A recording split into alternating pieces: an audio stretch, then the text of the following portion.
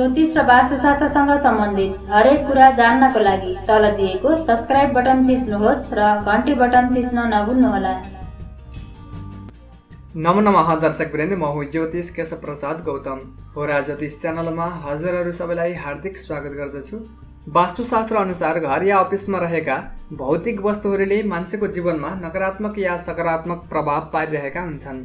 आजको यस भिडियोमा यसै विषयमा रहेर हाम्रो दैनिकी क्रियाकलापमा सबैभन्दा धेरै प्रयोगमा आउने 3वटा वस्तुहरूको बारेमा बताउने छु। जान्नको लागि पुरा भिडियो हेर्नुहोला।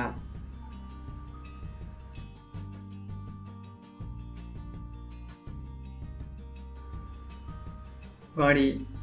मान्छेको जीवनमा घडी अनिवार्य छ। घडी हेरेर नै सम्पूर्ण कार्य निर्धारित गरिन्छ र वास्तुशास्त्रले पनि घडीलाई महत्त्वको साथमा हेरेको छ। घडीलाई घर या अफिसमा दक्षिण दिशामा राख्नु हुँदैन। दक्षिण दिशा यमराजको दिशा हो। यो दिशामा नेगेटिभ ऊर्जा बनिरहन्छ र यदि यो दिशामा घडी राखेमा मान्छेको ध्यान बार यो दिशामा जाँदछ र त्यसले गर्दा नकारात्मक ऊर्जाको असर पर्न सक्छ। टुटेफुटेको या नचल्ने घडी घरमा राख्नु हुँदैन। यदि राखेमा कामकाज बन्नुमा ढिला या कमी आउन सक्छ। मधुर ध्वनि दिनेवाला घडी घरमा राखेमा त्यसले सकारात्मक ऊर्जा बढाउँछ।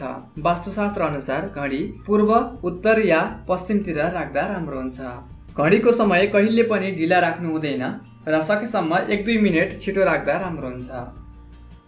क्यालेन्डर। क्यालेन्डर पनि दैनिक क्रियाकलापमा अनिवार्य छ। क्यालेन्डर ढोकाको सिधा अगाडि राख्नु हुँदैन। क्यालेन्डर पूर्व, उत्तर या ईशान कोणमा झुन्ड्याउन या राख्नु पर्दछ। सकारात्मक सोचलाई बढाउने खालका जस्तै भगवान, फलफूल, प्राकृतिक हराभराका तस्बिरहरू भएको क्यालेन्डर राख्नु पर्दछ र चिन्तित, उदास लाग्ने खालका तस्बिरहरू भएका क्यालेन्डरहरू राख्नु हुँदैन। ऐना। ऐना या दर्पणलाई वास्तुशास्त्र अनुसार महत्त्वको साथमा हेरिएको छ।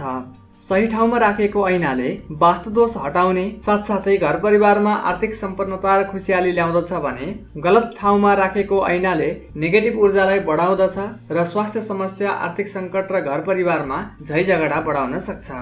शयन कक्षमा ऐना राख्नु हुँदैन। राख्नै परेमा बिस्ताराको सामुन्ने राख्नु हुँदैन। ऐना या दर्पण उत्तर, पूर्व र पश्चिमतिर राख्दा राम्रो हुँदछ। गोलो आकारको ऐना राख्नु हुँदैन। धन सम्पत्ति राख्ने वाकस या दराजभित्र ऐना चिप्काएर राखेमा त्यसले धनलाई बढाउने काम गर्दछ भन्ने वास्तुशास्त्रमा उल्लेख छ। पक्कै पनि हजुरहरूलाई हाम्रो यो भिडियो उपयोगी लाग्यो होला। यदि हाम्रा भिडियोहरू उपयोगी लाग्छन् भने कृपया लाइक, सेयर र कमेन्ट गर्न नभुल्नुहोला। साथसाथै अरू नयाँ भिडियोहरूको जानकारी पाउनको लागि हाम्रो च्यानललाई सब्स्क्राइब गर्न नभुल्नुहोला। आजको लागि बिदा चाहन्छु। हस्त, धन्यवाद।